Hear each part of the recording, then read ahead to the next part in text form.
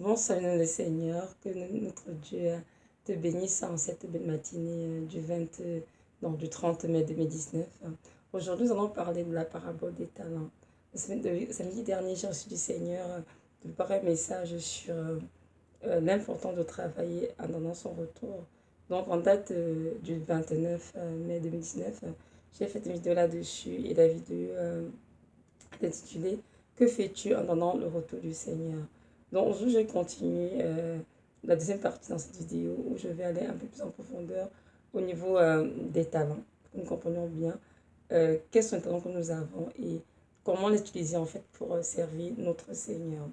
Donc voilà, le texte à lire, ce sera dans Matthieu 25, les versets 14 à 30. C'est assez long, mais je devrais lire tout le texte, mais en bloc, en quelques blocs. Donc voilà. Donc je vais d'abord lire dans le premier temps du verset 14 à 18 et ainsi de suite, je vais intervenir au fur et à mesure. Bon, ça dit ceci, Matthieu 25, 14. Il en sera comme d'un homme qui, partant pour un voyage, appela ses serviteurs et leur remit ses biens. Il donna 5 talents à l'un, 2 à l'autre et 1 au troisième, à chacun selon sa capacité, et il partit. Aussitôt, celui qui avait reçu les 5 talents s'en alla, les fit valoir, et il gagna 5 autres talents. De même, celui qui avait reçu les 2 talents en gagna 2 autres. Celui qui n'en avait reçu qu'un alla faire un creux dans la terre et cacha l'argent de son maître. Donc on s'arrête après la parole du Seigneur. On est ici des questions de talent, donc qui sont comme des biens que le Seigneur a remis à ses serviteurs, dont l'homme qui est en voyage, c'est notre Seigneur Jésus de Nazareth, et des serviteurs, c'est nous, ces enfants de Dieu, tout simplement. Donc notre Dieu, en effet, il retourne au ciel depuis sa crucifixion, et il reviendra chercher son Église un jour, et nous devons rendre compte, en fait, de tous les temps qu'il nous a donnés, comment nous avons utilisé en fait pour son royaume. Donc voilà. Mais avant de continuer, on définit ce qu'est le mot talent. Bon, sur le dictionnaire, talent, c'est une capacité, une aptitude particulière à faire quelque chose. Donc le talent peut être comparable à un don. C'est comme un don, tout simplement. Cependant, c'est important de noter qu'il y a des dons. Des dons, des talents naturels, c'est-à-dire ce sont des talents avec lesquels on est et ces dons sont en nous, dans notre vie.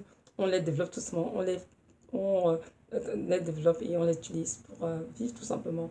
On peut voir qu'il y a des personnes qui ont le don de chanter, le don de faire de la musique, de jouer un instrument, à la guitare, au piano, violon, etc. Le don de faire de la peinture, le don d'écrire, le don de dessiner, les deux dons, des dons vraiment de la pâtisserie, en tout cas, beaucoup de dons.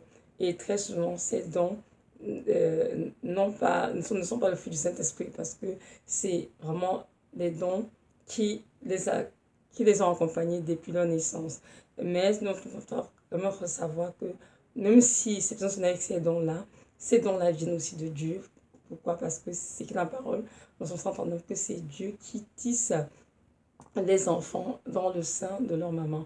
Donc, c'est à me comprendre que même les dons naturels viennent du Seigneur et que ces dons doivent être utilisés pour sa gloire. C'est très important. Et aussi, en deuxième lieu, les dons du Saint-Esprit, évidemment, sont des dons qui sont conférés par le Saint-Esprit à ceux et à celles qui ont accepté Jésus dans la vie comme sauveur et Seigneur et qui marchent dans l'obéissance. Donc, on va lire ensemble dans 1 Corinthiens 12, des versets 4 à 8, ça dit ceci. 1 Corinthiens 12, excusez-moi, bon, voilà. 1 Corinthiens 12, 4 dit ceci. Il y a diversité de dons, mais le même esprit, diversité de ministères, mais le même Seigneur, diversité d'opérations, mais le même Dieu qui opère tout en tous. Or, à chacun, la manifestation de l'esprit est donnée pour l'utilité commune. En effet, à l'un est donné par l'esprit une parole de sagesse, à un autre une parole de connaissance selon le même esprit, à un autre la foi par le même esprit, à un autre le don de guérison par le même esprit, à un autre le don d'opérer des miracles, à un autre la prophétie, à un autre le discernement des esprits, à un autre la diversité des langues, à un autre l'interprétation des langues. Un seul et même esprit opère toutes ces choses, les distribuant à chacun en particulier comme il veut. Parole du Seigneur. Donc, 1 Corinthiens 12, 4 à 11 nous montre bien qu'il y a des dons qui viennent spécifiquement du Saint-Esprit et que le Saint-Esprit les distribue à chacun en particulier comme il veut, selon son bon plaisir. Et ces dons sont la foi, le don de guérison, de miracle, le don de prophétie, de discernement des esprits, de langue, de part de connaissance, etc. Et tous ces dons sont donnés pour l'utilité commune, c'est-à-dire pour l'édification du corps de Christ. Donc, que ce soit les dons naturels, que ce soit les dons du Saint-Esprit, tous ces dons ont été donnés par le Seigneur afin que nous puissions les utiliser pour le servir. C'est notre prochain et contribuer ainsi à l'avancement de son royaume. Nous allons lire en notre petit passage rapide dans Ephésiens 1 pour nous montrer bien que notre Dieu est celui qui a tout planifié avant que nous naissions et qu'il ne fait rien au hasard. Il savait très bien le jour où chacun nous allait naître, dans quelle famille on allait naître, ce qu'on a fait comme études, comme carrière et tout. C'est très bien de quel don on aurait besoin aussi, à quelle notre vie on allait le rencontrer pour pouvoir vraiment recevoir ces dons du Saint-Esprit. Donc, tout est planifié du Seigneur avant la fondation du monde. Donc, je vais dire dans Ephésiens 1, verset 3 à 6, ça dit ceci.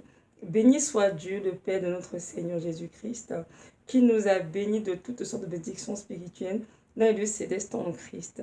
En lui, Dieu a élu avant la fondation du monde pour que nous soyons saints et irrépréhensibles devant lui, nous ayant prédestinés dans son amour à être ses enfants d'adoption par Jésus-Christ dans le bon plaisir de sa volonté, à la louange de la gloire de sa grâce qui nous a accordé en son bien-aimé. Parole du Seigneur. Donc ici, le texte est très clair. Nous avons tous été élus avant la fondation du monde. Que nous soyons vraiment des enfants de Dieu, saints, irrépréhensibles, et que nous puissions vraiment vivre pour le Seigneur et faire sa volonté. Il est d'ailleurs prévu que nous soyons adoptés par notre Seigneur de Nazareth pour pouvoir le servir. Et c'est important de comprendre cela, c'est que nos dons naturels, nos dons spirituels sont toute l'œuvre de Dieu. Et que ces dons en nous ne sont pas là pour notre propre plaisir à nous, bien pour faire ce que nous voulons, ou bien pour servir Satan, comme d'autres le font. Non, ces dons sont là pour servir notre Seigneur Jésus-Christ. Et chaque enfant de Dieu doit être conscient de cela, afin de ne pas se laisser voler. De savoir aussi que lorsque Dieu reviendra, on rendra compte de nos dons, en fait, de comment on les aura utilisés dans cette vie. Donc, je reviens maintenant au texte de Matthieu 25. Donc, voilà. Quand le verset 14 à 18, ici, il est question de cet homme qui va en voyage. Il va faire un très long voyage. L'homme ici, il s'agit du Seigneur jusqu'à Nazareth qui obtenu au ciel depuis sa réjection. Et évidemment, il nous a donné à tous des talents. Des talents naturels et des talents spirituels, des dons naturels, des dons spirituels. Et tous ces dons, il les a distribués selon sa souveraineté. Donc, il a donné à d'autres 5, dont d'autres à d'autres, il a donné, je ne sais pas moi, 4, 3, 5, 1, comme il le voulait, sans notre avis. Mais ce qu'il demande à nous, c'est comment dirais-je, d'investir ces dons pour le servir, en fait. Pour faire des choses qui glorifient son nom. Et non, c'est comme c'est notre prochain, évidemment, c'est certain. Donc, c'est à nous, en tant que de prendre conscience que les dons qu'il nous a donnés ne doivent pas être cachés, enterrés. Comme a fait le troisième qui a caché l'argent de son maître dans un creux. Non, ces dons doivent être utilisés à bon escient pour servir le Seigneur, contribuer sur des âmes à leur édification et vraiment contribuer ainsi à l'avancement du royaume des cieux. Donc voilà. Donc ici on dit verset 19. Longtemps après, le maître de ses serviteurs revint et leur fit rendre compte. Celui qui avait reçu des 5 talents s'approcha en apportant 5 autres talents. Il dit, Seigneur, tu m'as remis 5 talents, voici j'en ai gagné 5 autres. Son maître lui dit, c'est bien, bon et fidèle serviteur, tu as été fidèle en peu de choses, je te confierai beaucoup. Entre dans la joie de ton maître. Mais ici, le premier serviteur qui a reçu 5 talent n'a pas caché ni enterré, mais il est allé, il a utilisé ses talents il les a développés, il les a multipliés, c'est le Seigneur et ses talents. Lorsque Dieu est revenu, il a donc présenté ce qu'il avait gagné. Et évidemment, ce lui a dit, bon et fidèle serviteur, en dehors de ton maître, je te confierai beaucoup de choses, car tu es dans peu de choses. Nous devons comprendre que dans le royaume à venir, c'est-à-dire pour ceux qui s'habillent un peu dans le vêtement, nous savons tous que Jésus sera venu sur terre, le Seigneur, et nous allons vivre avec le Seigneur comme notre Dieu. Il y aura toujours un royaume théocratique, et Dieu sera notre roi, notre Seigneur, et notre Dieu, évidemment. Et nous devons maintenant occuper d'autres tâches dans le millénium, c'est-à-dire que nous devons vivre sur terre, mis dans le Seigneur. Et durant ce moment-là, ce que Dieu va te donner à faire comme tâche va vraiment dépendre de ce que tu as fait sur terre, parce que tu vis dans cette vie où nous sommes en ce moment. Donc c'est très important de ne pas s'amuser avec les dons qui sont en nous. C'est sûr que lorsqu'on est élevé dans des familles qui ne sont pas chrétiennes, nous on a été à l'école du Seigneur, parfois on grandit, on fait des choses pour nos parents, on va à l'école pour nos parents, on fait toutes sortes de choses pour nos parents, pour leur plaisir. Parfois on oublie d'aller chercher la face de Dieu, c'est chercher mon Seigneur, donc demain tu me vois, qu'est-ce que tu vas faire pour toi, pour ta gloire. Mais c'est important de faire cela lorsque nous sommes connus Christ. De comprendre que tous les dons qui sont en nous, que ce soit les dons naturels, les dons spirituels, ces dons sont là pour servir le Seigneur, pour contribuer vraiment au salut des âmes. Donc, c'est ça. Donc, si tu lis au verset 22, ça dit ceci, celui qui avait reçu les 2 talents s'approcha aussi. Il dit, Seigneur, tu m'as remis 2 talents, voici j'en ai gagné 2 autres. Donc nous voyons ici bien que même celui qui a reçu 2 talents, il a travaillé, il a investi ses talents et il a donné le résultat de ce qu'il a gagné au Seigneur. Et c'était 2 fois plus que ce qu'il avait reçu. Donc nous voyons bien ici que notre Seigneur, il donne des dons comme bon lui semble en fait, comme il le veut. Donc, on va chercher à copier la vie d'un frère ou d'une sœur, ou à vouloir copier les dons que les autres ont. Nous devons apprendre à nous contenter de nos propres dons à nous, car Dieu nous a fait des êtres uniques avec des parcours uniques et des destinées uniques. Donc, il y a une seule Evelyne ici sur Terre, il n'y en a pas 2. Donc, Dieu a mis en moi des dons qui sont pour la vie d'Evelyne, et ces dons-là vont être utilisés par Evelyne pour glorifier le Seigneur.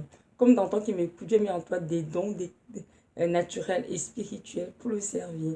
Donc, c'est important vraiment de te concentrer sur tes dons à toi, de les développer, de les utiliser pour servir le Seigneur, pour son royaume, et de ne pas chercher à copier la vie d'un tel à côté, de chercher de copier la vie de tel pasteur. Non, non, non, ça ne sert absolument à rien. Au contraire, ça c'est une perte de temps et l'ennemi peut utiliser ça pour te perdre en fin de compte parce que tu n'arrives pas à copier tes propres dons, de te concentrer à travers tes propres dons. Mais tu passes ton temps à vouloir copier ce que les autres font. Nous voyons plein de qu'il y a des frères et sœurs qui sont vraiment des chantres de Dieu. Lorsqu'ils élèvent la voix, vraiment, le défendre de Dieu descend. Ça, c'est vraiment un don que Dieu leur a donné, voyez-vous. Et lorsque ces frères et sœurs font de la musique, quelque chose se produit véritablement. Parce qu'ils aiment le Seigneur de un et parce qu'ils ont aussi le don de jouer un instrument, jouer la guitare, au piano, au violon, je sais pas moi, toutes sortes de choses. Mais aussi des frères et sœurs qui ont le don de l'enseigner, la parole de Dieu, d'exhorter, d'encourager. Et ils vont chanter le Seigneur, c'est vrai, ils vont adorer le Seigneur de tout leur cœur. Mais être leader de louange, c'est pas le truc. Conduire la louange, c'est pas le truc du tout. Donc c'est important vraiment que chaque membre du corps de Christ reste à sa place et se conduise ces dons que Dieu a donnés et fait l'œuvre pour laquelle Dieu l'a appelé ici-bas. Donc voilà, c'est vraiment très important de mentionner cela parce que dans le corps du Seigneur, nous voyons un peu, il y a vraiment beaucoup de désordre dans les églises. Il y a beaucoup de personnes qui convoitent les dons des autres et parfois, au lieu d'être en train d'enseigner les enfants, on se retrouve en avant, en train de chanter. Et lorsqu'il se passe ainsi, évidemment, c'est sûr que Dieu n'est pas glorifié et sa gloire ne peut pas descendre. Pourquoi? Parce que les personnes qui auraient dû être en train d'enseigner les enfants sont en train de chanter en avant et ce n'est pas là où Dieu les voit. Donc c'est important que chacun apprenne du Seigneur pour prier afin que Dieu lui révèle c'est quoi ses dons naturels et ses dons spirituels pour que ces choses soient d'une manière correcte pour pouvoir servir le Seigneur. Donc c'est ça. Donc on va continuer le texte et tout. Donc ici, au verset 24, ça dit ceci, de Matthieu 25 toujours, oui, ça dit, Matthieu 25, 24, celui qui n'avait reçu qu'un talent s'approchant ensuite et dit, Seigneur, je savais que tu es un homme dur, qui moissonne où tu n'as pas semé, et qui amasse où tu n'as pas vanné. J'ai eu peur et je suis allé cacher ton talent dans la terre. Voici, prends ce qui est à toi. Son maître lui répondit, serviteur, méchant et paresseux. Vous savez que je moissonne où je n'ai pas semé et que je masse où je n'ai pas vanné. Il te fallait donc remettre mon argent au banquier et à mon retour, j'aurais retiré ce qui est à moi avec un intérêt. Ôtez-lui donc le talent et donnez-le à celui qui a les 10 talents. Parole du Seigneur. Bon, je m'arrête là pour l'instant. Donc, on voit ici au 24, on parle ici du serviteur qui a reçu un talent, mais qui allait enterrer le talent dans un creux, dans un sol. Il n'a pas utilisé. Lorsque Dieu est revenu, il a revenu le talent. Ici, enterrer le talent, c'est quoi? C'est refuser, en fait, pour toi et moi, d'utiliser les dons que Dieu nous a donnés pour servir le Seigneur. Parfois, le don est là, on le voit bien, mais on choisit quand même d'utiliser ce don pour notre plaisir ou quelque chose du monde. Par exemple, une personne qui a le don de chanter, fait la musique, il joue aux instruments, mais qui choisit, au de faire la musique chrétienne, choisit de faire la musique mondaine, c'est sûr que c'est un talent gaspillé, je pourrais dire, parce que ce talent, en fait, ne fait pas ce pourquoi il est envoyé dans cette personne. Ce talent avait été fait pour que cette personne soit un chantre pour l'Éternel. Pour que cette personne soit peut-être un côté de louange qui aimerait j'en apprendre du Seigneur en chantant. Mais cette personne a choisi de laisser Dieu de côté, utiliser ce don si précieux pour faire la musique du monde, faire de l'argent, faire des clips vidéo et toutes sortes de choses que nous voyons aussi dehors.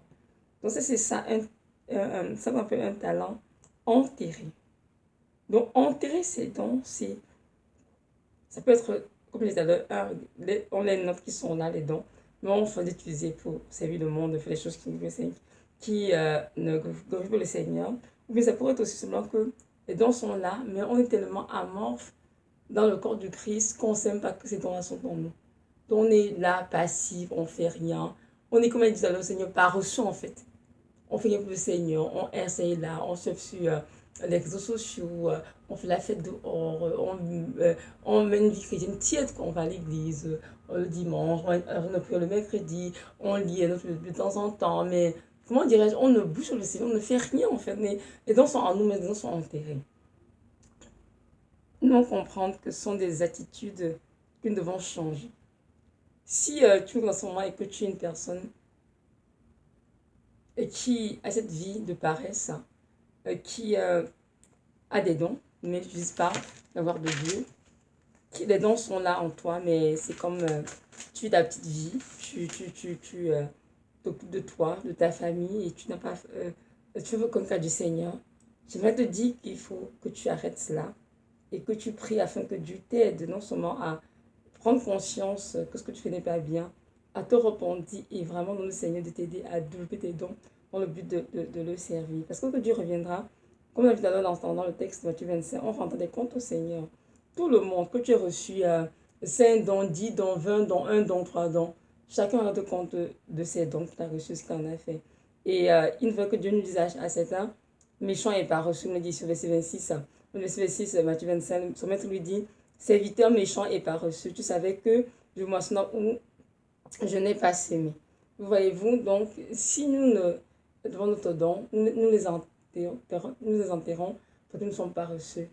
Là encore, c'est grave parce que Dieu aussi va me demander, mais quand tu as fait des dons que je t'ai donnés, tu vas dire, oh Seigneur, je veux le temps de faire ceci, de pratiquer la musique, ou bien de pratiquer, je sais pas moi, trop la peinture, ou bien le dessin, je t'occuper peut-être acheter l'argent dans le monde, moi, j'en sais rien. C'est que c'est important de réaliser que Dieu nous a créés pour que nous amassions des trésors ici sur terre, comme j'enseignais dans ma dernière vidéo. Dieu nous a créés pour sa gloire. Et c'est important que nous vivions toute la gloire qui lui est due. Donc, lorsque nous avons réussi à nous connecter à notre destinée, c'est-à-dire à savoir que nous sommes enfants de Dieu, en rendre notre cœur comme sauvé Seigneur. C'est important de ne plus vivre pour nous-mêmes, vivons pour le Seigneur.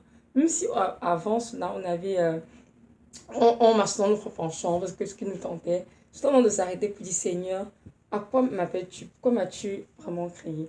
Vous savez, et même au niveau des métiers dans le monde séculier, est-ce que vous savez qu'il y a beaucoup de personnes qui, lors du jugement, vont se retrouver être traitées de paresseux parce qu'ils ont fait un métier, un métier autre que ce pourquoi Dieu a envoyé sur terre. Il y a des gens que Dieu a créés pour qu'ils soient des avocats, d'autres pour qu'ils soient des médecins, ou bien, je sais pas, des architectes.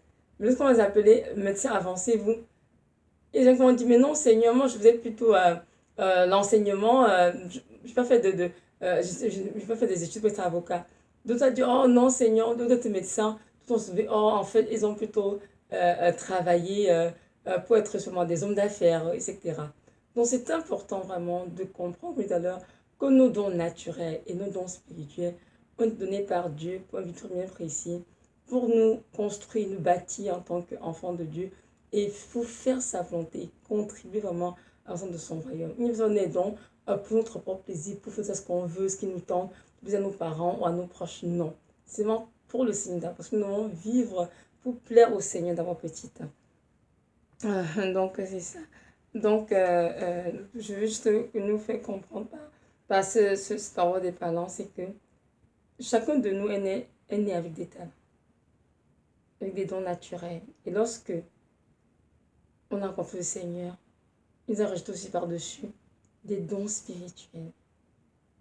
Et tous ces dons doivent être utilisés pour faire exactement ce pourquoi Dieu nous a créés. Je n'ai pas dit qu'il faut aller dans l'église, j'ai chaque temps pour tout ce qu'on sait le Seigneur, parce que je vais dire, hein, il y a des personnes qui utilisent des dons, même spirituels, mais hors de l'église. Ils ont de servir le Seigneur.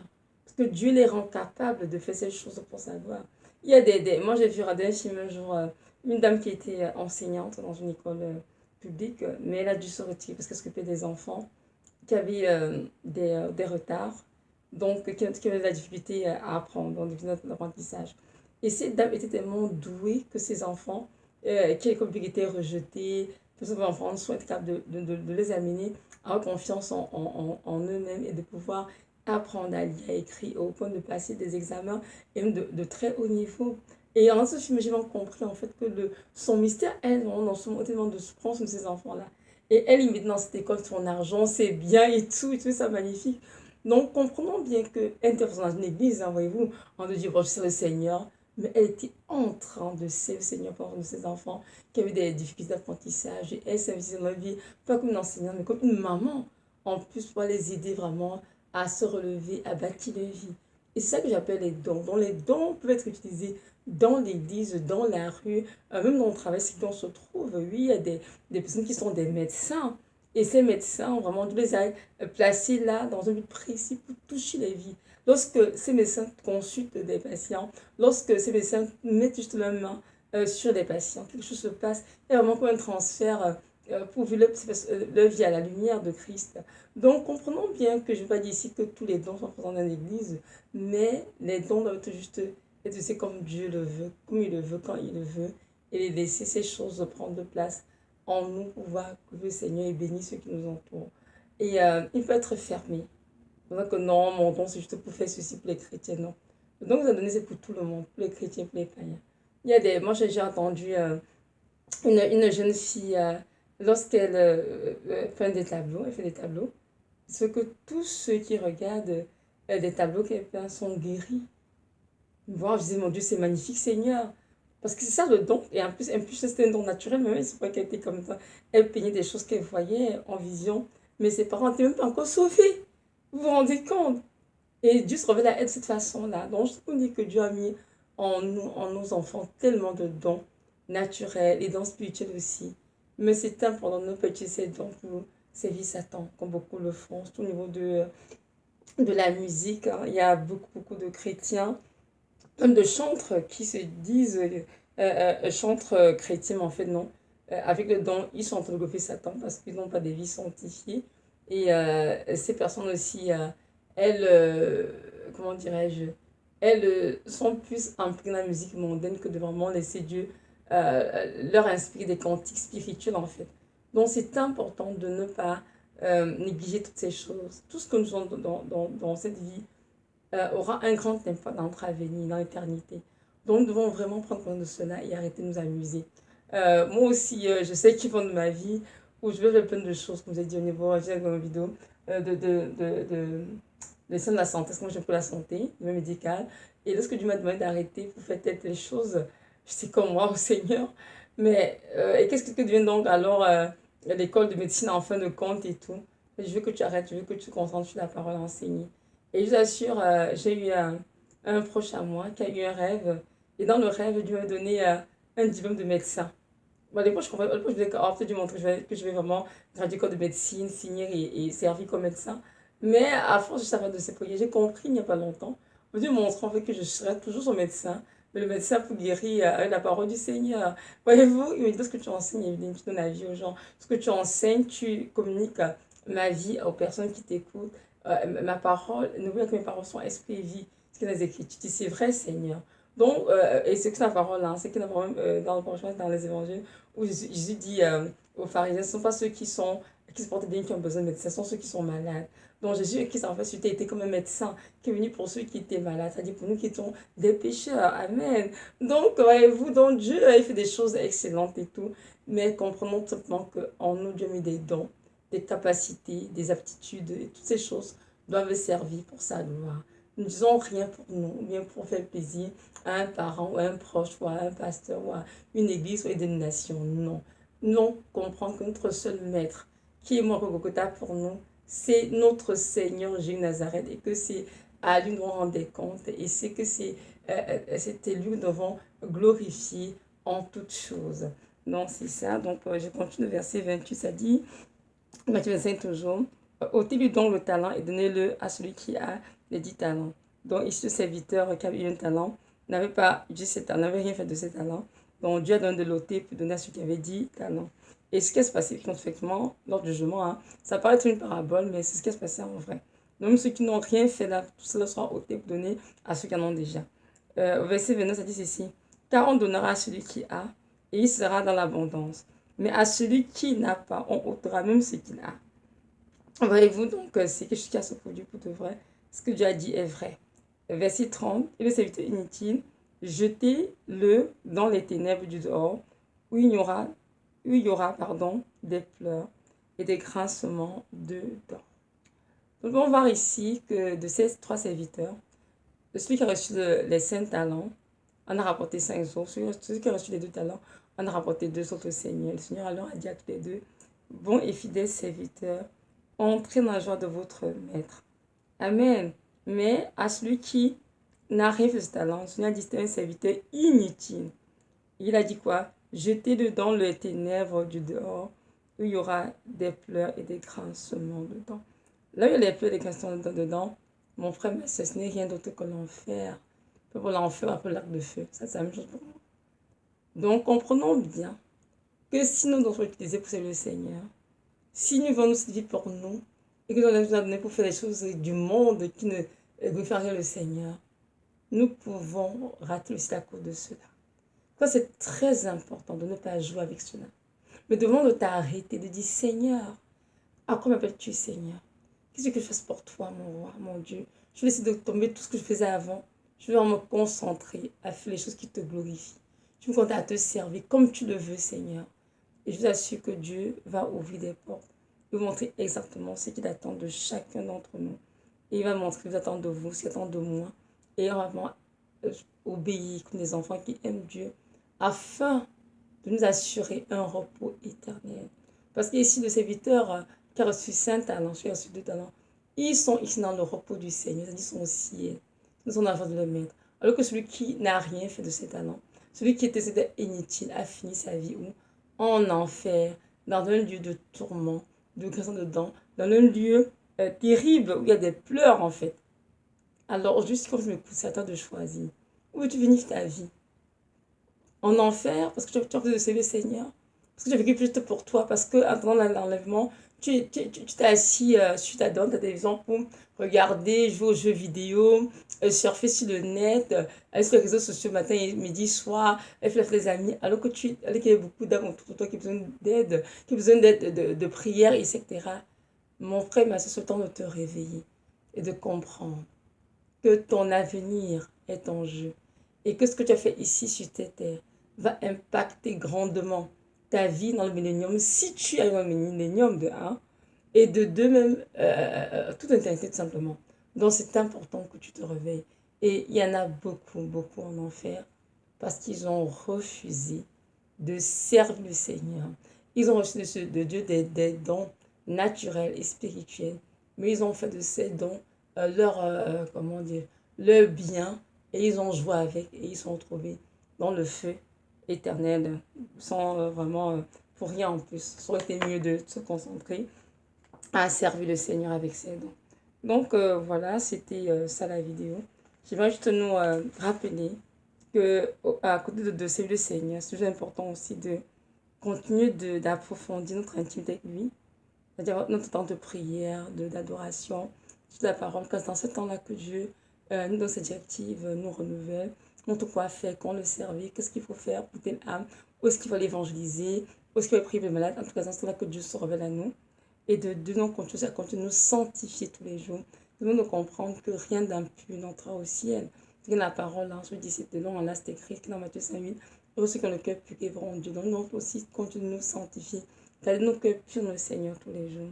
Et évidemment, comme tout à l'heure, continuer d'investir nos dons pour contribuer dans son royaume. Et ainsi, on s'assurera un repos éternel, un doux repos, je dirais. Donc, mes frères, mes sœurs, je nous encourage tous à ne pas être des serviteurs inutiles, mais des serviteurs vraiment utiles en de Dieu, des vases sanctifiés, utiles à leur maître, pour vraiment contribuer activement au salut des âmes, à le bien-être, à l'épanouissement, et ainsi nous assurer un repos éternel pour notre Seigneur. Donc voilà. Maintenant, si tu m'as écouté, que tu ne connais pas encore qui est ce Dieu, je vais te dire que ce Dieu est notre Dieu à nous, qui nous a tous créés et qui nous a aussi sauvés. Son nom, c'est Jésus de Nazareth. Et j'aimerais bien que tu saches qu'il t'aime d'un amour éternel et inconditionnel. Il est Golgotha pour toi, pour moi, afin qu'ils aient la vie éternelle. Donc, t'encourage vraiment à lui ouvrir ton cœur, à te repentir de tes péchés et à le recevoir dans ton cœur comme ton Seigneur et ton Sauveur. Ainsi, il te montrera le chemin à suivre qui conduit à la vie éternelle. Il t'aidera à entendre ta destinée. Il te préparera aussi pour son retour afin que tu sois prêt. Donc voilà, c'est ça. Merci d'avoir écouté. Soyez richement bénis. Que notre Dieu donne à tous la grâce de ne pas gaspiller nos talents, de ne pas les enterrer, de les utiliser vraiment pour la gloire de son nom, sachant qu'ils ont été créés par lui pour sa gloire. Amen.